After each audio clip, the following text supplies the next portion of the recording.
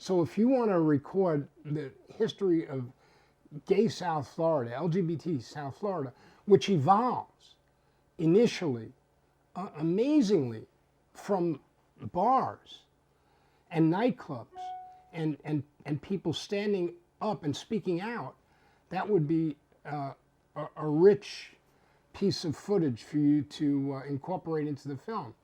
And when you talk about gay rights in South Florida, which is part of the reasons I think you're interviewing me, some of the history of gay rights is a history of what happened in bars. Everything that happened in the bars opened up the door to civil rights advances for the LGBT community in South Florida. Gay life in South Florida in the 1970s was basically explored in nightclubs where people could freely be who they were and express themselves openly. The last thing on the mind of people in the gay community was a desire, to get married or serve in the army. It was a desire to express themselves openly without fear of sanctions or prohibitions. I believe one of the reasons that Fort Lauderdale has emerged as the Mecca it has become for the LGBT community is not just because of the beaches, but in many respects because of the bars. Places like the Marlin Beach, the Copa, Tangerine, which was a bar on Federal Highway, the Rooftop, the places in Miami Beach, they became homes where the LGBT community, away from their other homes, could express themselves and go out at night and enjoy themselves in full spirit and regalia and not come home ashamed or embarrassed. And those bars, initially, they were the ones that mobilized the community.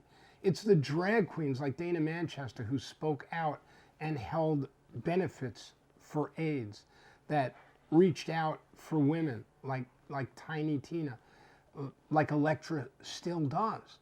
They became the focal force because there was nowhere else the gay community could go. That was long before there was ever Save Dade in Miami or Pride Equality Park over here.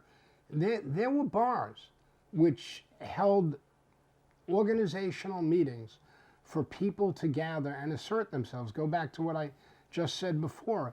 AIDS Center 1 started with 8 people gathering in 1984 in the basement of the Marlin Beach bar.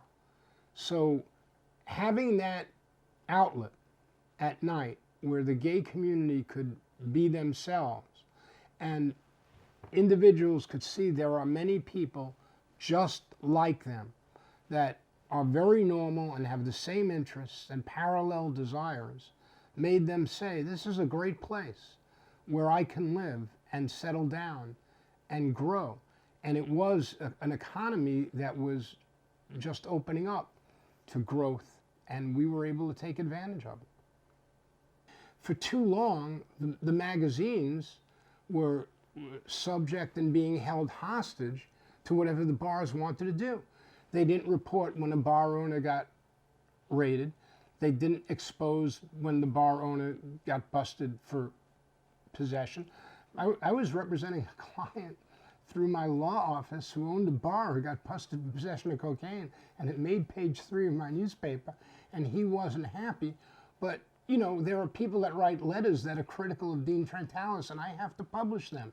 And Gary Resnick, while he thinks he's the saint because he's the mayor of Wilton Manors, well, he only got 55% of the vote, and 45% of the people write letters saying you stink, and it has to get published. You can't suck up to people in power. The duty of a newspaper is to comfort the afflicted and afflict the comfortable in many respects. That's a biblical quote out of Matthew 3.